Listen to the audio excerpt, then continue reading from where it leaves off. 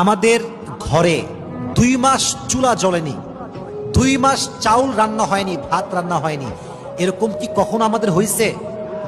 জোরে বলেন, হয়েছে? নবীর সংসারটা এমন সংসার ছিল যে এমনও দিন গিয়েছে, এমনও মাস গিয়েছে, হাদিসটা ভালো করে শুনবেন, পুরো মাসে কখনো নবীজির ঘরে চুলা জ্বলে নাই, ভাত রান্না হয় নাই, খালি অভাব। এমনও হাদিস আছে 2 মাস নবীজি অভাবে ছিলেন, বাসার ভিতরে ভাত নাই, খাবার নাই, রান্না হয় না। আম্মা জানা আয়েশাকে এই অবস্থায় একজন সাহাবী বলল, ইয়া আয়েশা, হে আয়েশা, তুমি কি তোমার স্বামীর সাথে সুখে আছো? 2 মাস ভাত রান্না হয় না, 2 মাস অভাব, 2 মাস ধরে ঘরে কোনো চাল নাই, ডাল নাই, হে আয়েশা তুমি কেমন আছো তোমার স্বামীর সাথে? আয়েশা চাইলে অভিযোগ করতে পারতেন যে আমি তো ভালো নেই,